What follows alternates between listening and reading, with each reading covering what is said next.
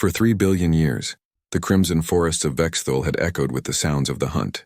Razor-clawed beasts prowled beneath twin suns, their predatory calls splitting the thick atmosphere as they stalked prey through blood-red ferns. The planet's apex predators, the Kythera themselves, stood 12 feet tall with obsidian exoskeletons and mandibles that could shear through titanium. Their society was built on a simple principle. Only the strongest survived, and strength was measured by how efficiently one could kill. The Galactic Council had designated Vexthul as a restricted world after first contact. Even the most hardened alien warriors refused to set foot on its surface. The few diplomatic missions had ended in massacre, with trained soldiers reduced to quivering prey within minutes of landing. The Kythera delegation to the council chambers was the stuff of nightmares.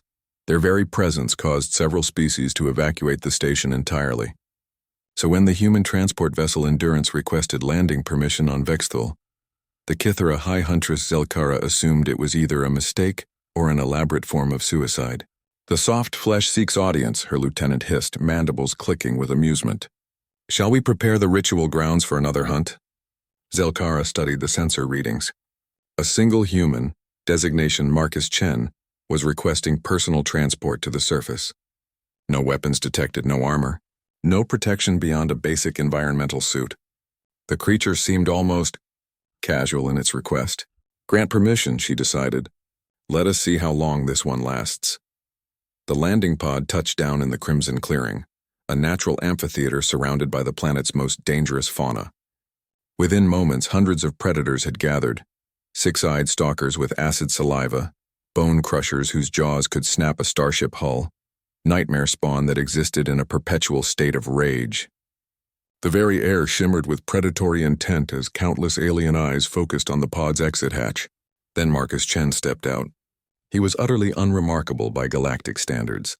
Average height for his species, no visible weapons, no threatening posture. He simply stood there, taking in his surroundings with mild interest. His heartbeat, monitored by Kythera sensors, remained steady. His scent carried no fear pheromones. If anything, he seemed curious. The first predator to approach was a void stalker, a shadow beast that had never failed to trigger the flight response in any sentient being.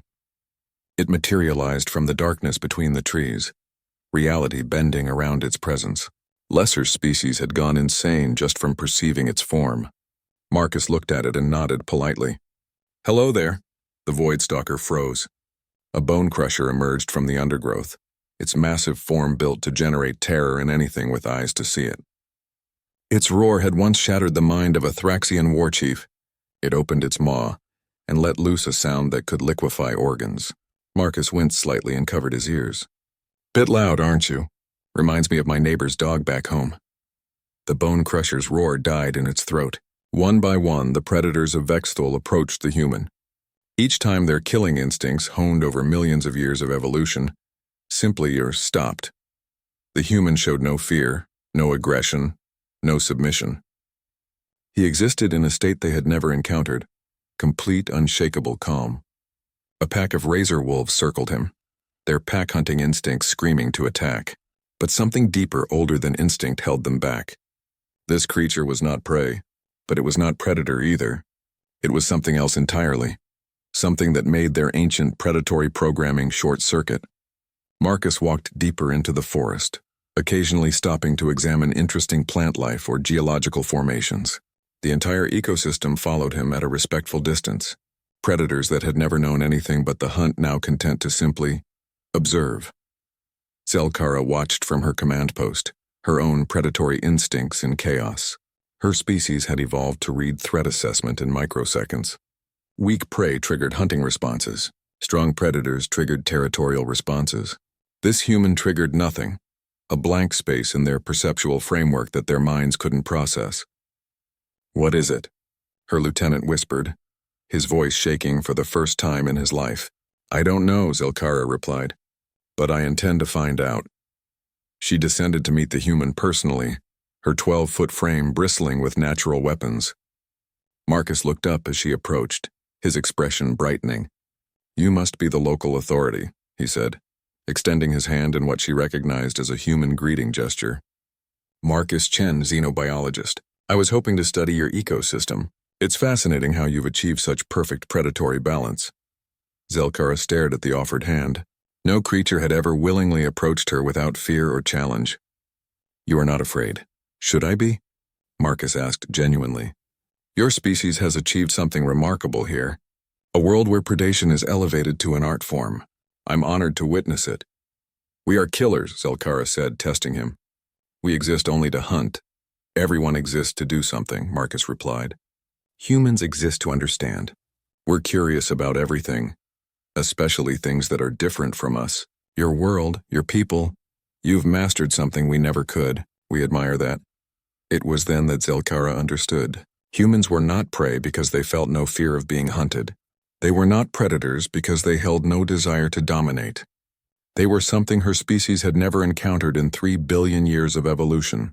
They were genuinely, authentically interested in others, simply for the sake of understanding them.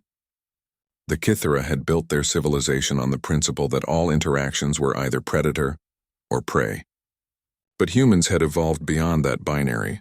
They possessed something that transcended the hunt. Curiosity without conquest, strength without dominance, fearlessness without aggression.